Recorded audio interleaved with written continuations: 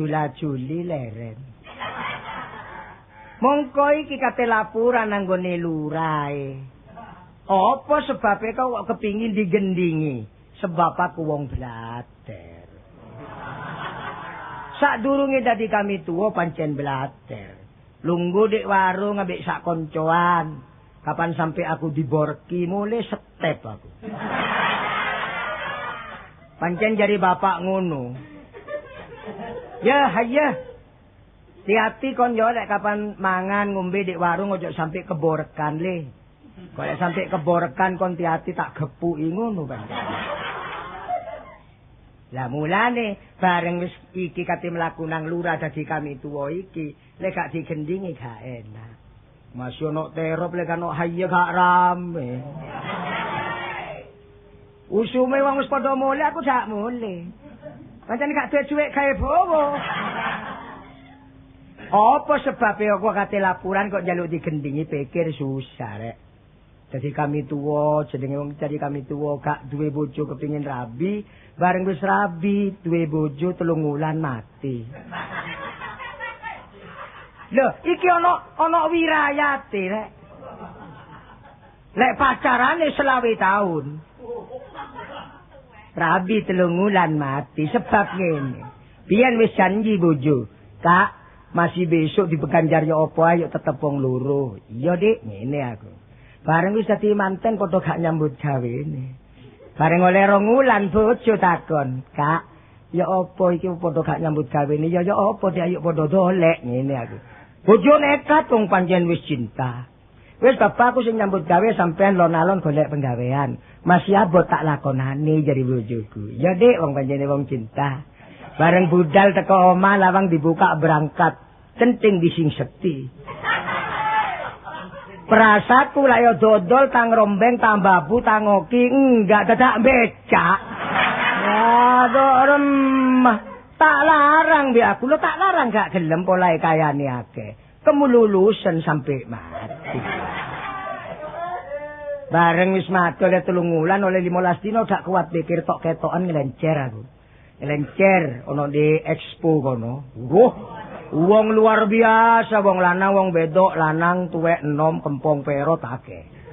Bareng teng petengan melaku tak tuteno. Wah iki jange gantine bojoku bapak, masih durung oleh 1 sih aku rabi ae ngene aku. Wong lanang pancen nakalan. Masih sumpah nakalan. Yo aku iki wis tak tuteno golek pawakane kaya gitar. Gelungane Cioda tadi zaman kuno. Selendange pelangi tak tutno bareng wis sepi tak dolit. Perasaku lek wedok dadak warimun. Wah, celaka. Wis kapok aku wis kapok. Lek ngono jajase rek, nduk glenung rek, ndung glenung. Jajal. Iki jajal, tapi swara wis entek iki saking dipaksa aku. Engko gak gelem dikurangi bayarane.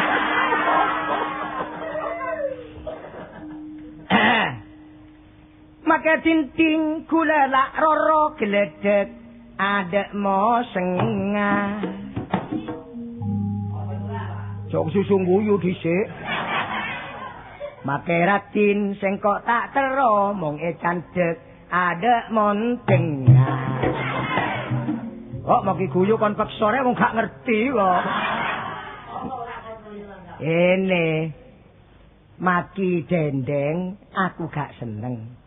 Kating gladak gak ono garangane. Lek cara Jawane. Maki ayu aku gak kepingin bareng tak candak kan ono brutune. Lek pasti terus nopo la brukong. Lek brukong iku gak ono apa-apane wis kodhong. Dadi mosok ana wong wedok gak duwe brutu. Lek mlaku ya apa pasaran? Duh repot. Cukup mendung saparegan mong ngandung adelakena wis meteng kan kok bojone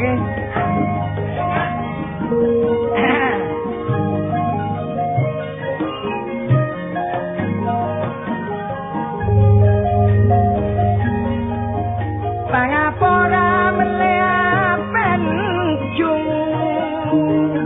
panglewo pamelena entar kota terbejerai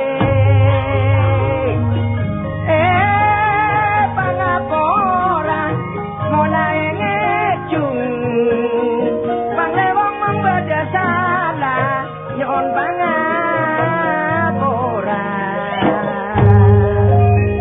gunung pandale gunung lentang panglewong ngalahin ning sakon kula masang beda mapapenang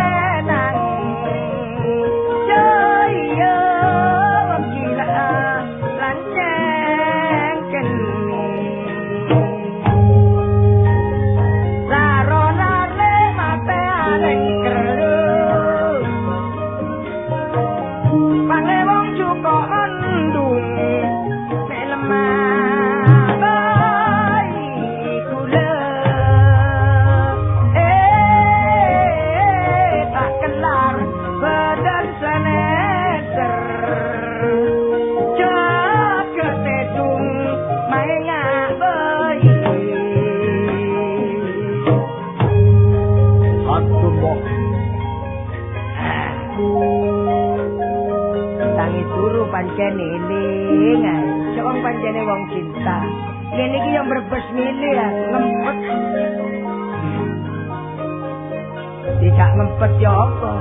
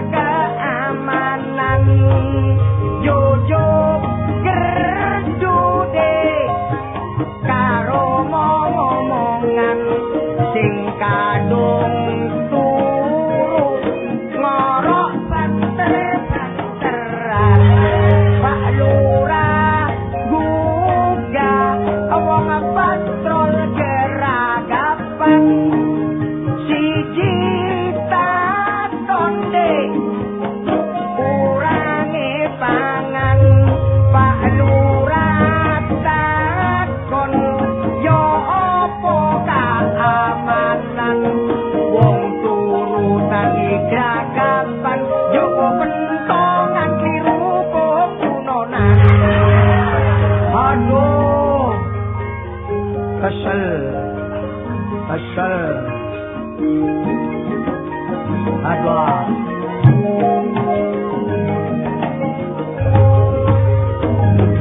Lo nangan nipis po, Mang.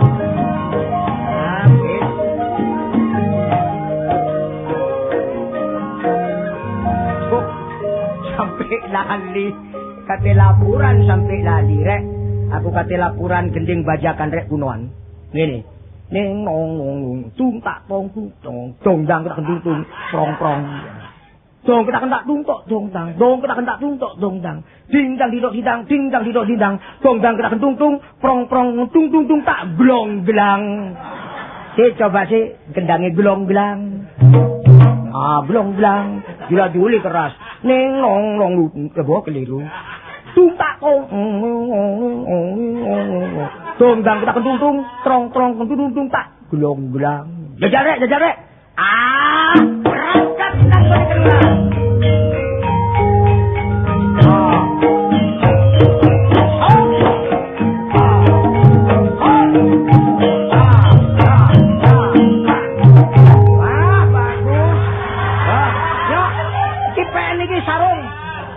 Sarung Samarinda iki pen. Toplak glong-glang maneh kok pen kelambi iki.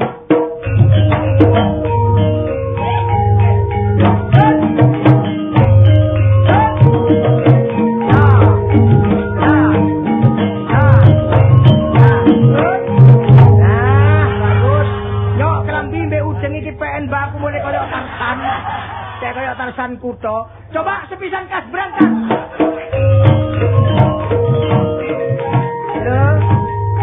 Lah kok kentek anak iki ya. Glong. Nah, lho. Mari alon-alon akhirin pek glong-glang. Wis aja pek wis kelambi tak gawe maneh rek.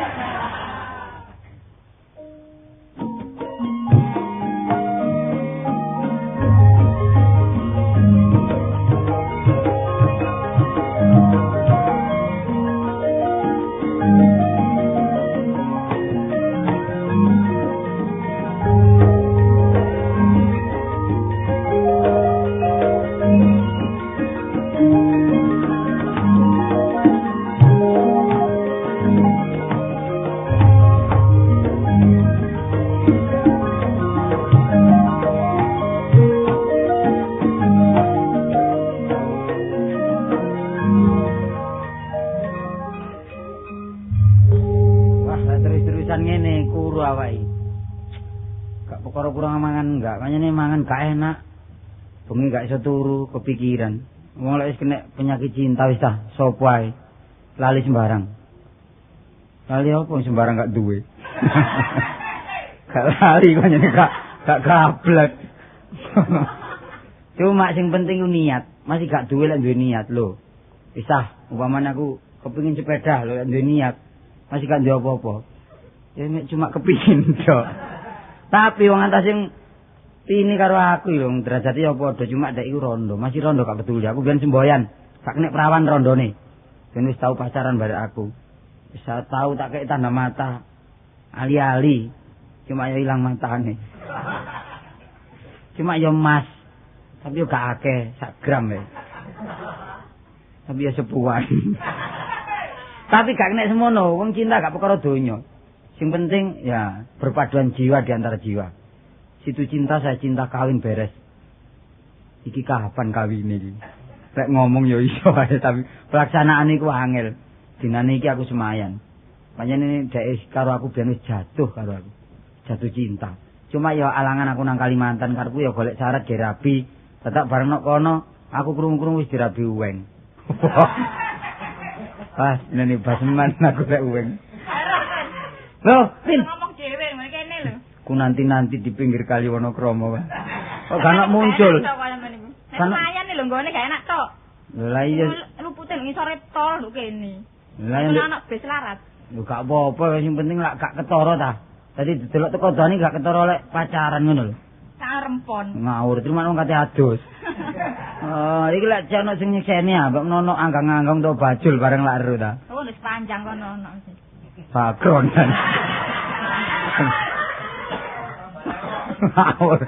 Kon kebro sambal lewo kon Ngono wedi aku lho. Aku iki sanksi lho sampean niku, sope gak tau tepat. Lho biyen lah an. Ojo maido ta biyen itu karena kebutuhan. Butuh apa? Bukan karena aku melarikan diri, karena ya karena apa aku iki? Lah iya, sampean janji sampean tinggal nang luar Jawa cek suwene gak teko-teko, gak kirim surat. Nyambut gawe. Aku mau nyambut gawe apa? Nyambut gawe ya kanggo syarat iki karepku. Saiki wis oleh donya, saiki rapi dadak kon wis dirabi wong. Lah iya lah aku nuruti karepe wong tuwa, lah ngenteni sampean ae ya apa aku. Wis gak ono salah ta. Wong tuwa iku gak ono, wong tuwa iku njerumusno ke jurang kesengsaraan. Gak ono. Tapi akhirnya ya aku gak seneng ya apa. Ya cek ro rasane wong tuamu. Nah iya ya gak serasi. Dadi mulane lek gak oleh dhewe kadang-kadang gak bahagia. Makane. Nah ngono, kadang-kadang oleh dhewe iku tuku sarunge angel ya ono. Cuma bahagia kan ya? Iya ya usaha sik carane. Lah saiki sarane kon wis ditukokno surat karo bojomu. Lah aku menanti. Tapi lah men lak sik gelem ta ambek aku. Loh, gak kena prawani rondo niku. Nah, Mas aku janda-janda bersih kok, Mas. Iya, wis. Iya bersih wong gak wis gak apa-apa ya bersih. Soale kon lak kate anu aku ta. Lho, ya apa sih? Sumpah aku gak rayuan iki temen. Ketok saiki aku capilan pulka barang iki ya kon. Sampe pulka iku ndi? Boleh kaya ubah zaman biyen. Sampe temen ta ambek aku. Wis saiki sumpahku kon dadi apa aku sanggup. Wis sampama aku dadi kembang, Mas. Sampe dadi apa? Aku sing dadi uler iki. Wis ta. Iso mekar wis kembange purep. Gak ngono iku lho, kalau kamu jadi bunga aku jadi tangkai. Nah, kan gitu. Wis ta, dadi apa ae kon iki? Kalau aku jadi Sinta, Aku jadi Rama. Rama apa? Hah? Rama apa? Rama tambak. Ya Rama Sinta iku lho. Iya. Nah, aku dadi Rara Mendut sampe Aku dadi apa? dadi Klono Citra. Kon lu Citra. Endi sih? Citra sing ngenong lho. Nanti saiki ya wonge. Sampe niku mblakar to Pak Citra barang. Paling nduk THR kono lho glibet. Lah saiki dadi apa sih sing paling Sampama aku dadi intai. Aku sing mengin. Hah? Mengin. Kok mengin sih? Lah kon intai aku mengin dadi mengintai. Aku dadi sampik. Sampe dadi sampik lah bonge nduk endi, Mas? Bonge kok pamanku ae. Soale Gak ngono. pamane gane lak glundang-glundung ae. Iki sumpah serius lho sampe ngono. Serius, Pak. Perkara bong kok tak golekno mercon, paman jumuti mercon ae dadi bong. Gak wis aku percaya nek men cinta ambek aku, ya nyatane ya kembali padaku. Lho, saiki kon dadino bulan dah paribasane. Nah, dadi bulan sampe dadi apa? Aku dadi mendung iki, Dik. Lho, lak peteng. Ya didelok teko Tanjung Kodok kono. Malah graono lah. Enggak, wis kon nek dadi bulan aku jadi bintangnya. Dik. Akan gitu biar cerah. Nek kon dadi segara aku dadi uyahe, Dik. Dadi kari golekno lombok. Iki sumpah apa iki? Lah iki sirang gak pokro. Wis meneh. Sirang wong Gak cocok. Nggon iki gak cocok wis ngale nang kulone beno wae. Sumpah-sumpah nduk iki lho nggo apa tertek apa mbobo. Ora ono banjir. Aja ngono ah, yang golek nggone tepat sampe dari rono ku ya apa? Iki ono dhuwit didik. Iki dhuwit apa? Ono di 10 menit balekno 15 ya. Iki kan dino wis mana? Tanda mata. Gak oleh saiki. Enggak, iki lho dhuwit 10 kanggo tanda mata. Temen ta? Tukok norok. Wis perkara rok gampang kok, tak rokno asem wis gampang. Gak usah Mas meket kembang kok dirok. Engko perkara rok tuku dhewe sementara, lah ndukuran ya tuku dhewe ya. Apa ndukure? Ndukuran kok putih, sepatu perkara sepatu tuku dhewe dhisik ya. Kabeh tuku dhewe. Ayo gampang. Sampe tukane ku ndi? Engko aku tak nang pasar, ya. Apa nang pasar? Gemilan nang pasar malam iki. Engko tak golekno. Sampe buka kelas niku. Heh? Apa? Buka kelas. Ngawur dodol pasar kok. Lah iya ya apa sih nyambut gawe tepak sampean iki nyambut gawe apa sih sing bener iku? Wis perkara penggawean gak perlu awak ngurus. Sing penting lak kayane. Kok dirahasiakno sih? Iya, wis gampang kok dadi bojomu aku mesti kayaku gede kok. Mulia nggawa akeh gede mesti. Kadang-kadang nggo lesung kentongan wae. Kok dhuwit lho dhuwit. Oh iya dhuwit gede. Saiki ngene, engko jam 10 aku nanggonmu ya. Temen lho ya. Jam 10. Engko lek keluar jam 10 seprapat tutupen omahe. Sing penting ku resmine, aku Iya. gak enak masuk nduk kampung ku riwari lek delok wong. Iya, mulane aku kok nggawa rok ya, nggawa sepatu barang teko pasar bengi jam 10 aku tak rono. Jam 10 bengi lho ya. Iya, wis mangko tak tutup lho ya. Iya ya, wis. Dewe. Sampai aku kan. Oke, Pak. Sampean, Pak. Apa aku? Pak bayi. Anu, Pak Bayan. Waduh, kon iku penduduk kene mbok iso ngedeni aku po kon Nggih, Pak, sampean, Pak. Nggih. Kon iku wedi yo rek ambek Pak Bayan. Kenapa? Wedi yo. Aduh, Pak Bayan intine entek. Melet kon, Nduk. Terus kan wedi. Ya apa Pak Bayan iki lho kek ono rai. Oh, ditambahi. Raine kurang. Diculsun ayo. Topengnya nampak topeng. Mosok rai ku mangkari kantil ndek bis kono, Mang. ngekek rai kok bayan. Ya apa kon iku lho iso nglungguhno aku rek. Nglungguhno kene kuwi. Lho. Wis. Lho kon gak nglungguhno ngentepno kon iki. Soale biyen sampean kali kula lak kanca apa sampean niling Kak, biyen wong sithik saiki wong sithik kele-kele. sampean duwe cakepan terop kula mbon sampean bayar biyen lho. Nglamongan sampean para Pak Lik biyen lho Pak Lik. Kon iku ngomong belakang. Wis, kon niate gawe rusuh kampung kene. Ora napa sih, Pak? Kon ojo kon baleni maneh. Kon ku wedok ya keluyuran ae kene. Lha enten perlune kok men asal keluyuran. Gak usah ngomong ya ndelok waktu, itu waktu jam piro iki? Nah, kula ngomong apa, Pak? Rusuh napa? Aku krungu nek kon ngomong jam 10 menit. Nek aku gak merono lawange tutupen. Kate lha apa kon? Meneh. Jange berbaut kan. Ayo bermur. Eling. Berbaut niku lak mur apa? Ayo ngomong apa kon? Bingung kok. Kula mosok ngomong meneh wong ngomongkin jam 10 mungkin kok. Bongkar rahasia kon ya. Ayo. Hmm. Ya apa nyeng deh. Lho, lho. Ya napa sih kok diusir? Gak usah. Nggih pun kok. Enggak sih perlu kok. Jam 10 bengi. Ya. Yo gak krungu, gak ngarep krungu kok bayar. Dublek. Aduh, gak dadi bayan kan ajine perkara bedes belek iki. Wis. Ngeten lho Pak Bayan kula niki mboten nyandelek. Niki lak mboten kada bojo ta. Lah kula nggih mboten kada bojo. Kula jenenge jam apik kok. Mboten kula ora-ora Pak Bayan. Napa eleke sih lek kula ngrabi arek niki? Lah kan ora tak seneni wong tuane omonganmu. Lah kula damel apik ta. Lah sampean nak selaku wong tuwek niki. Iya tapi kan aja ngono di kampung iki. Wong kampung bendina kan ge semayan. Ayo mulai. Lho, nek aku sing nglarang ngono. Yo, sapa kon? Ngimun medentengken sampean ngomong banter-banter untuk sampean mencelat. Gak wis mari tak permakno iki. Pak, nggih anu Tin tak tinggal ya. Iya temen lho ya. Sampai kena pengaruh sebab saiki iki wong iku akeh, ngono lho.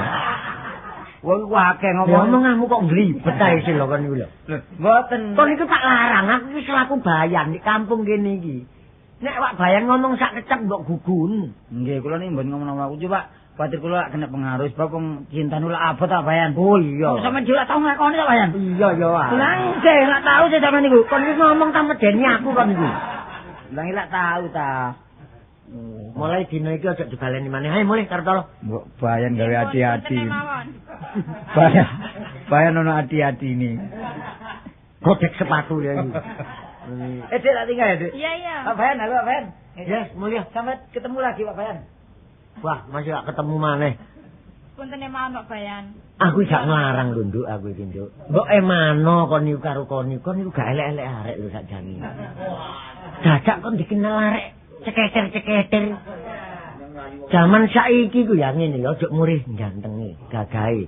Sing penting ku nyuwargakno uripmu. Karep kula lak ngoten ta lah, sinten sing purun kali kula. Ha gawe apa kon dirayu arek kaya ngono? Kon iki pantes-pantesi sak pantes-pantesane lho. Sak rendah-rendahe kon iki digawin camat. Tapi kon gak duwe derajat. Sama keselaken aku. Terus dadi lurah dirabi lurah kon. Mboten kira nek kula dadi lurah Pak Gak, Bayan. umpama kon dirabi lurah ya gak duwe derajat Oh, ya. tapi dereng cocok nggih. Cari ya durung pantes. Lah sing cocok. Yo sak rendah-rendahe kon iki dirabi lho Bayan lho.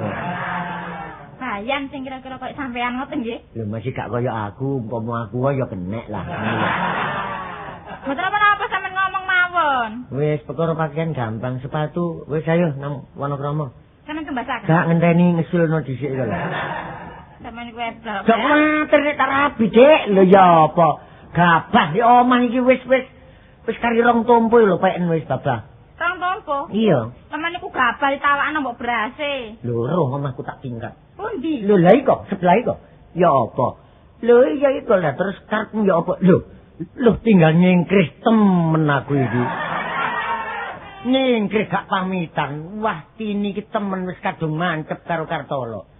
Tapi nek gak tak lapurno nang Wak Lurah nang pendopo kelurahan, kampung tetep digawe rusuh. Sing apik lapor nang lurah nang cari. Dene lurah gak percaya, wis tak umukane, perlu cek ngandel. Beres wis.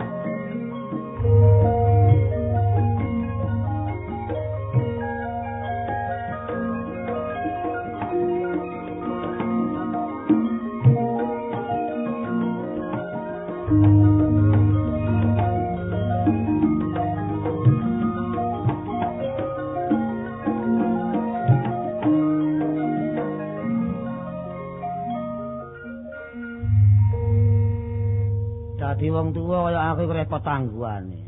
Bayale gak repot ya apa? Wis bengi gak iso nurukno awak rene. Pemane aku dadi lurah. Sing jaran dadi lurah iku mesti kudu aktif rukun bare penduduk. Sampai gak iso konferensi barang aku. Sampai gak iso rapat barang. Lah ya apa dadi lurah kaya aku ilale dubro berpenyakit ta. Wis repot kok. Sing jarane penyakit lho, model werna pira cek akeh penyakit iki. Tapi segala penyakit ana tambane. Satu misal, lara mripat tombone lara mripat. Obat mripat. Lara untu tombone obat untu. Lah penyakit ku aneh. Repot tambanane penyakit gatel iki. Ya, apa bengi kukur kero kena bengi ae. Kasih nurukna awak rene. Lho, semono maneh sing darani penyakit gatel iku. Cocok ngomonge tangga-tangga iku. Penyakit gatel iku jabane daging jerone kulit. Pancen iya repot golekane. Tak suntikno gak waras. Dukun tetek yang ngono gak waras tetek. Lah ya apa? Bingung rasane penyakit kuwi iki. Lho, semono maneh bareng aku oleh nasihati yuten ayem aku. Pak Lurah Baseman, napa Dik Ten? Nek sampean saged waras, nek sampean mentolo mangan waras-waras sampean. Oh penyakit gatel mawon. Napa Dik Ten? Nek sampean mentolo nggih, sampean pangan waras. Mangan apa? Kadal. Lah tak takokno kadal gedhe napa cilik tanggung. Wis tak cacak barek aku. Isuk aku ngene kebon turi. Ambek nggo kepiyok sapu kegerang itu. Bareng ono kadal prosa-prosa tak gepuk plek. Sik ore tak go mule. Kadal urip tak untal lek gedang. Bleng, nekat wis supaya waras gatel iku. Tak antaran rong dina bengi tambah keroken. Tambah iso turu bengi iku. Lha ya apa Dik Ten iki semen rek. Dik Ten ngene iki Dik Ten. Sampeyan niku ngomong minta-minta napa sih? Omong sampeyan kula turut terus kene mangan kadal. Kadal kula pangan bocah waras. Dari Dik Ten. Kadal pinten lho Bas? Setunggal, kurang setunggal rene. Temenan sampeyan nggih? Nggih. Mesuk talek kadal mana oleh mana siji, rodok gedhe plek. Tak gomole tak untal ambek gedang ijo bleng. Wis bengi gak iso turu maneh. Lah ya apa le turu wong kadal loro balapan kok pesen kene. Ana kurang ajar Dik Ten kan kok. Saro lapangan bene. Wah wis repot. Ngene iki gak ngomong ya apa wong arane wong urip kaya aku iku kebayan ya ngono, kepala ya ngono. Galuk laku dawar pisan. Kula era. Lho. Sampeyan. Wau nggih. Enten prapatan dirasani lari-lari sampean pirang-pirang dina kok mboten ketok Pak Lurah bayan. Nggih. Langsung kula jawab arek-arek wae. Nggih napa? Awake gak patek enak mari lara gabaken ngoten. Mboten gatel. Oh, gatel kene. Lah, dengar sampean kok mriki? Nggih pancene. Lah perlu napa sampean? Lho, mpun percuma nek ngoten desa mriki niku dianakaken enten polone niku. Lah kok ngoten? Mumpun wonge dedeke oleh. Nggih. Brengose sak kepel. Lah, tapi nek enten kreseke kadal mlayu. Lha pun milih-milih lho kepala niku. Terang-terangan sawangane ngoten mblulu licik niku. Lah saniki pundi polone? Lho buktine enten napa-napa mesti saged ngatasi. Wah, wis lho kepala iki. Kula lereni mawon. Mboten. Lah niki napa? Napane? Lah niki napa?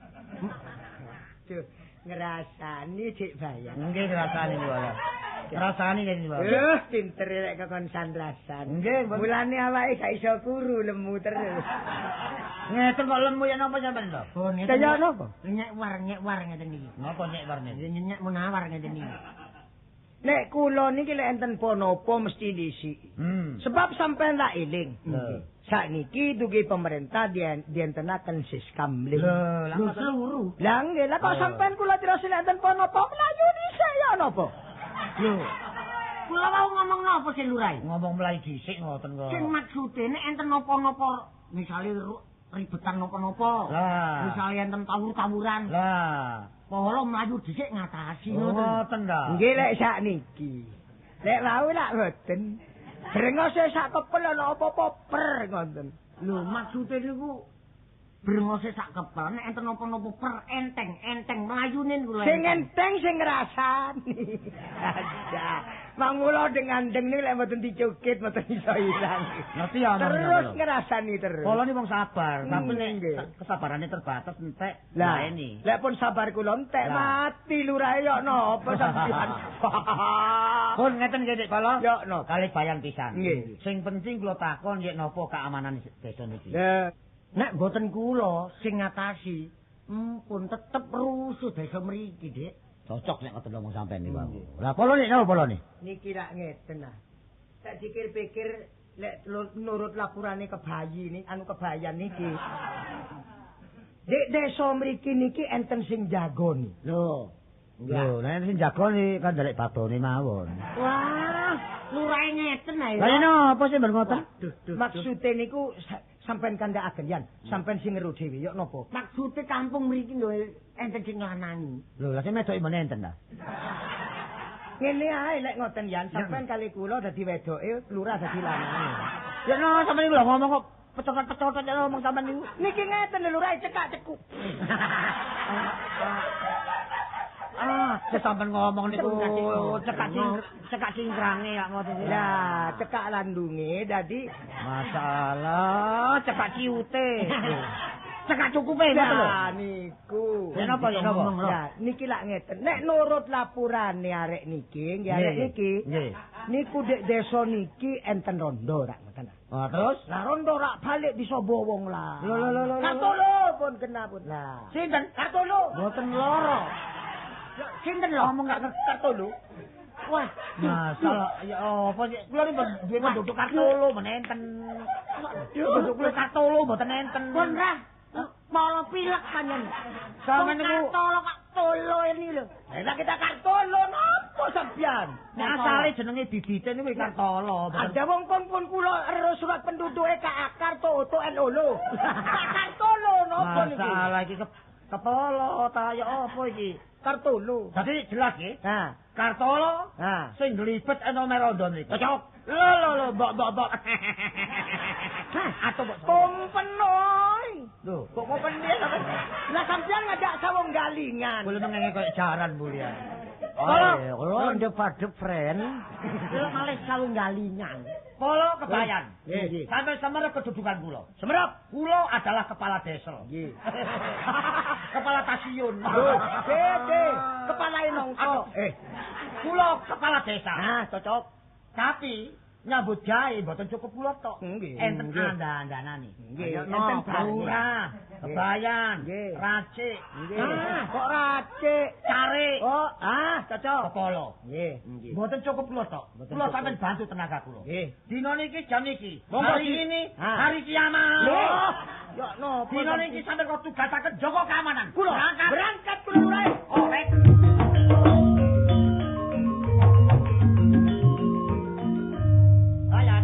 Yan. Sampeyan boten nek ngoten.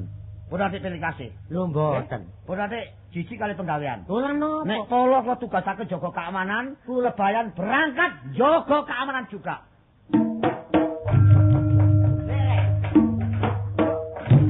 Yo tak iki. Padane nyurung gledekan. Ya prek. Pamong loro kan si pokro ngene. Delok kepala yang ngomonge santak, sontak tapi merem. Lah ya apa sungkan gak iso. Penduduk gak iso sungkan nek polo. Moko sing dalan brengose sak kepersese mesti wong iku mripat ombo lolak. Wong dilirik tiba, wong dipendeli semaput, ndi bisa wong sungkan. Wong kepala wis ngarembes ngono. Kepala kok ngantuk ae. Delok bayat ya ngono. Mesti kebayan iku adalah termasuk polisi desa. Nono uwar-uwar do kerdu, ono kerja bakti, mesti kebayan sing merintahi. Lah ndi bisa wong ngono kebayan koyo umplung ngono. Rebut cukup. Polo berangkat jaga keamanan. Kebayan jaga keamanan. Aku tak ngeleset.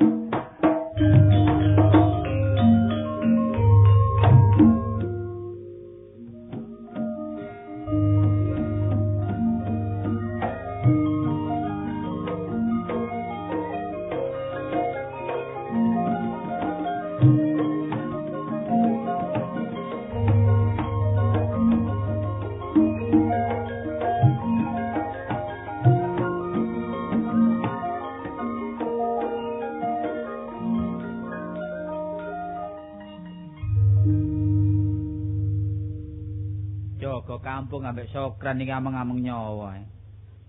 Engko semoyo-semoyo dhewe, nyulayan-nyulayani dhewe. Jare jam 10 engko nok gerdu.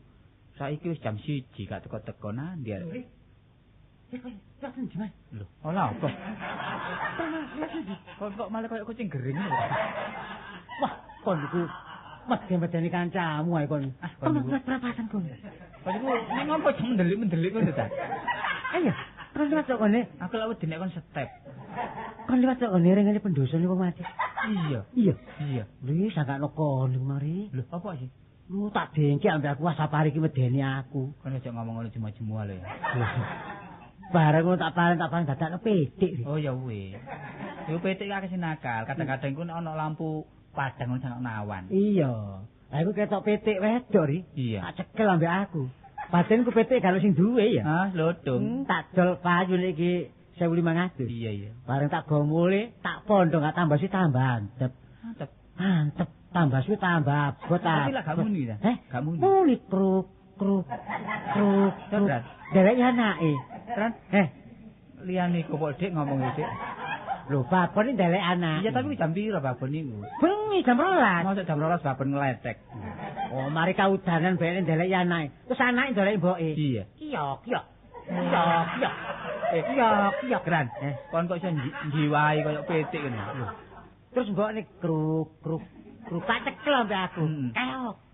Tak gawa mul tambah suwi tambah abot. Iya. Wah, bareng tak dekek dudu petik ri. Tiba. Ndas glundung mati aku. Keran. Masalah keran jadi ngomong medi-median ngono kok keran. Keran iki aku metu ndas glundung rek. Kon niku liyane wong medi apa? Oh. Lha wong medi wong kepethuk wong medi arek kon niku. Zaman saiki wis gak iso wong medi, saiki lak sing rumbuk-rumbuk gawe bangunan kabeh. Iya, wis dibabati. Ngomong soal pangan-panganan ta apa, Kran? Pangan-panganan? Iya. Mangan apa? Sing paling enak ya mangan soto. Soto? Heeh. Oh, nek mangan soto gak kaya soto babat iku ri. Kadoan kan tuku rono, Kran. Lho, soto babat. Oh, babat ta. Iya, babat soto. Babate wedhus larang. Iya. Kuwi nane ono ngandok nang kono ri. Warung wandok entek imbu man. Wong wedok. Ayu, Kran. Wah, ayu. Jane pacarku wedok iku. Masa kon pacaran? Iya. Kok pacaran? Pacaran yo apa sih? Pacar iki yo gendaan lho ri. Wong gendaan yo pacar. Arek Surabaya karane pacaran ku gendaan. Iya, jaman saiki pancene jaman. Dialusno karepe iku. Bareng arek wedok iku tuku soto, entek imbu man, entek imbu man. Oh, maruki mari loro kan. Ditakokno duwi ambek sing dodo. Lah pun di duwike didodono gegere ri. Terus kata gegere bolong. Lho gak mati pinjam. Kok keran masalah keran. Wah, wis. Kok aja ngomong ngono iku arane sundel bolong. Lah iya ri. Wis liyan iku. Wis arek ngomong gendaan ae ri. Mojo ngomong gendaan ta. Iki lho keran. Kon jaga iku aja nyolong waktu apa. Lah waktune sapa tak colong? Lho, maksudnya gak waktune sapa kon colong ngono, sing menepati janji. Kon lak jam 10 jar gerdu sih. Janji nyopir saiki. Alah aku nang omahe janji. Koncone Ranu bareng. Iya, nyopir. Ola apa janjiku? Apa? Omonganmu sing temen ngono lho. Oh, temen mati. Aku ingin nanggonmu keran.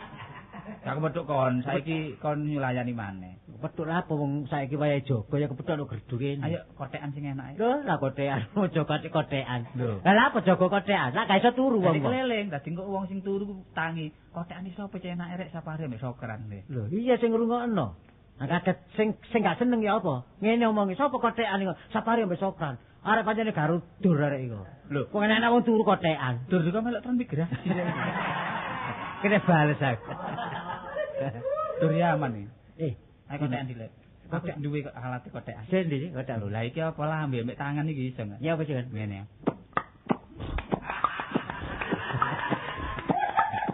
Lho iki kotekan. Nek kon jangkep seminggu nek ngono entek lambemu kon. Nyarukun. Ri, iki mangane jaga ya? Iya. Ayo rene. Ayo iki sebelah. Sebelah sapa? Ronda ya. Keran kon niku untuk menjaga keamanan ketambah ngaco ketertiban kampung kon. Lho, gendena. Rondo iku ta? Iya. Sini ku. Iya. Aku tak mlebu omahe Rondo kon dingki ana njaba. Iya. Kon enak aku ceklak-ceklok ae lho. Enak lah apa? Oh, aku sing kepingin. Lho, kepingin apa kan iku? Lho ya apa? Iki segala iki. Lho, kon kan kon mangan jajane roti iku ta. Lho iya, lah kok nak kepingin si rotine. Lho iya. Lah kok tak uncali. Wis, aku tak njero dhisik ae. Kon njero? Heeh. Aku Kok nek njero aku gak mlebu. Kok nek njaba ae Aku gak njaba. Nanti kok. Nek kalau njero aku ndukur genteng. Iya. Enak, kon mangan roti. Lah kon ndelok apa ndukur genteng? Kon mangan roti. Kok tak lukuri genteng. Iya. Enak kon. Kon ora apa? Wis ayo bareng mari. Bareng. Bareng. Lho bareng gugah. Bareng duel kon ambek aku. Batang ae. Yer. Kok ora marah, Dek.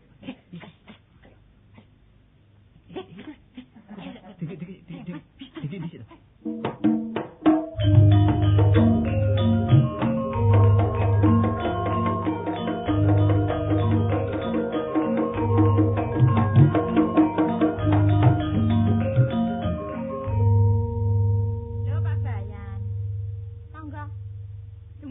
Gambir. Lah kirangan jam pinten kula mboten beto jam. Apa lawange kon buka? Lho nggih kadenge sing lawang-lawang kula dhewe. Bah kula buka, bah kula tutup. Nah iyalah apa kok tak.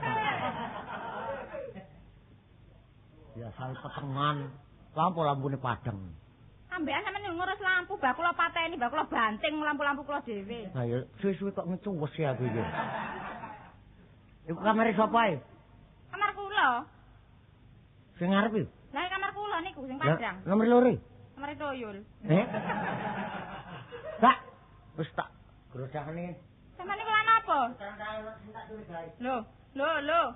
Ngrasakno. Enak yo. Wis. Aduh. Napa awak bayan? Wis. Iku lho ngusu apa? Tatap napa sampeyan wau? Wis deliko. Ambekan sampeyan niku lho, kok ngantuk nggih budaya mriki. Mbok tilem-tilem napa sih? Wong remeng-remeng arene. Ketok klebate Kartola iki. Lan apa sih mbone nang tiyang kok? Kon ngaku sapa iki? Pun get-get pun remok ngoten kok. Wis, tanda pangkatku bengi iki tak gawe. Lho, nek pundake delon. Nek pundake. Iki lho curiga napa? Kula niki nggih ijen. Iki strip piro sing tak gawe delon? Sampeyan pasang dhewe sih lan strip niku. Bayan strip 7 lho iki. Sampeyan ku curiga kali sinten? Kok tolat-tolet. Iki apa? Wong patroli yo ngantuk lho kene. Ngomong kok kelangopan ae aku. Sampeyan tilem teng mriku lho. Tolo gak ono mrene. Sinten? Kartolo gak ono mrene. Nenten lan apa ditakon Kartolo teng mriki niku? Wis nek ngono menisuk kek diteriak arek beras. Napa? Beras. Lho gak ono bubune sak iwake meneh ono sing ngetri dhewe. Kangge sinten? Lho gak ngono ndek pasar. Butuh apa sih kok nek? Wong butuh nggih sembarang apa ya jenenge wong. Ngene lho, Nduk, wong urip ana donya ku dunyane numpuk-numpuk tapi nek kesepian ya gak enak. Ayo ta belajar maca ambek nulis. Sampeyan niku enten mawon. Kepinteran ta sampeyan kurikula nulis niku sampeyan dhewe mun sak nulis ngono. Lho gak ngono kon sinau aku tak leyen ndek mburi kene. Lah napa mesti sinau kula mboten sekolah kok. Nek kon gak ngono nek buku duwe kon nek petelot gak duwene gak petelot ku iki. Petelotku gawin. Aku tak leyen ngono. Niki petelot tatah buwe kentong sini. Ngene sak meneh gedene. Ngene tukune masak luar negeri. Gaenan kene. Produksi sampeyan dhewe nggih. Lho iya, gaenan sedayu. Pak Bayan iki ono-ono ae. Loh, ya apa adakno? Pak Bayan. Sopo? Sampeyan niku semerap mlebu mriki wau, malah digropek wong ya apa? Iki ngene kon gak duwe genduk gentong. Gentong. Kendil. Enten gentong niku tapi enten banyune titik. Enten banyune titik. Wis aku ngreno cek bekutuk nek ngono aku. Nggih pun niki. Nggih. Salah dhewe mlebu lawang dikanthi. Ayo rek, endi? Nah, iki lho. Hah? Yang mriki. Wah, Kurene. Mau kalo nek ngene iki mau kalo. Pak Polo, enten apa? Sopo ngasih? Ayo greweli. Greweli ketara wis merah muda rupane wis. Oh, Sampe urus, Bun. ini tak urus nggih. Kon wong wedok temen. Nggih. Oh, bener iku ya wis. Sampe ngurus persoalan ta ngurus wedoke. Lah ya apa? Lho, sampe ngurus enten wong mlebu mriki niki lho. Ya apa lek Enten wong elek mlebu mriki. Oh, nek kene ana wong elek mlebu kene, Nduk. Lah sampean niku kegantengan ta mboten ngocok. Iya, ya aku ya elek iku. Kok ngelek.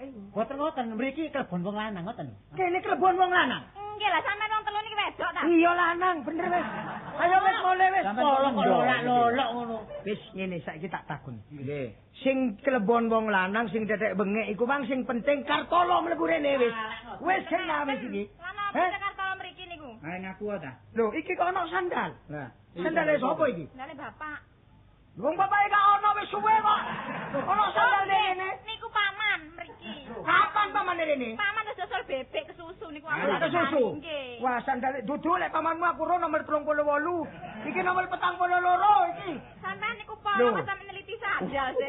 Aku sek titine. Lho lah iki kaya sentolo. Entolo iki lho. Lah, iki sentolo batu limo. Tek sapa iki? Lah iki kadane paman niku gandengane sandal niku wau. Dudu iki lek ndelok rak burak iki kaya sentolo bebayan iki. Nggih, bayan iki lho. Wah, wis bayan mesti lo kene golek bayan. Golek. Dilondang. Lho. Iki apa iki? Apa, Dok? Napa Apa iku? gentong? Gentong kok mengkurep. Lah nggih niku banyune pun telas wis kula kurepaken. Mosok nduk, aku wong gentong kan banyune diukur keran jajal bukaan keran. Dikepruk mari, dikepruk. Bukan. Lho, gentonge apa kok? Lho, Nggih, model sakniki gentong enten rodone. Gentong ana rudane. Lah iki enten glindingane. Lah kok mune, Mas? Kok krik, krik. Ana gentong kok kuning krik. Mosok gentong ana sarunge. Sarung kecepet. Lah iki. Kok grenak iki dipecah ya. Ayo. Loh, lah kok kon kan. Wah, sokren sampai safari. Polo rene mangkon dudun lho. Jange dadi Joko Kendil wurung aku iki. Yo pintere bayan. Yo wong bagus, anak yang simpel. Dadi wong dikongkon kontrol, lek nek kene ana wong lanang dadak awake dhewe mlebu genu. Pun kula atasi niki wau lho. Iku gak diatasi, dikurepi ku jenenge kon. Wong kendel dikurepno nang awake ngono. Iya, sampeyan gentong kok sampean kuruk kateng nggih, sampeyan ana apa sampeyan? Kirangan kula ni sawangan niku anyanyi kali rondo ngoten lho. Ah, anyi-anyi, pancen terongoan yan. Niat kula golek Kartolo panjenengan. Curiga niki wau. Niate golek Kartolo ngantuk keturun jerone gentong ngoten ta. Ya, ndak arek iki kena coba arek. Boten. Adose Kartolo mboten enten ndak dhewe angop teng mriki. Ngantuk terus silem teng. Kayak kena barang boten genang ngoten lho, Dik. Ah mboten. Sebab ana rondo. Kok gak ana rondo? Gak sampai kena barang gak. Kula Dik tumun niki dadi pamong 21 tahun mlebu omahe nyarek niki terus gemeter ngoten, Pak. Pancene sampean gebimbang Nah niki napa lho digawa teng kelurahan mawon. Dirunding secara keluargaan. Oh, sakit lho. Ah, tambah dikerawu mesti lho. Pun sampe natur lah lho. Ojo sampai mane-mane runu. Mosok Kartolo kan kok rene, Din? Mboten Endi arek Kartolo? Iku lah Kartolo iki. Ayo. Ayo coba kon. Tangkep. Jaran kon, tekan ndi kon? Wong teko omah kok ditangkep nih. Tangkep ae. Teko ndi? Kula teko njaba. Teko njaba ndi? Lho sampeyan niku kero ta? Lho. Nek enen ku kenceng le. Lah yo wong kula teko lawang njaba ngoten lho. Lah lha apa kon kok rene? Krungu wong rame-rame terus enten rondo nglebokaken wong kasing kula tangkep. Kon, Wis ndelok ambakmu ngonsrong kon. Kok sing konsrong iku dikoyan. lek ngongsrong Kartolo sing dikurepi genuk kon. Wah, ya apa iki genahe lho? Jane ngeten lho, kula semayan kali tini mboten kok semayan elek. Panjen niati kula rabi. Karep kula ngeteraken rok kali sepatu dadak tampa trimane Pak Bayan, trimaken kula ning ngurusi kampung mriki. Tibae Pak Bayan sing kudu mboten genah kali tini ngoten lho.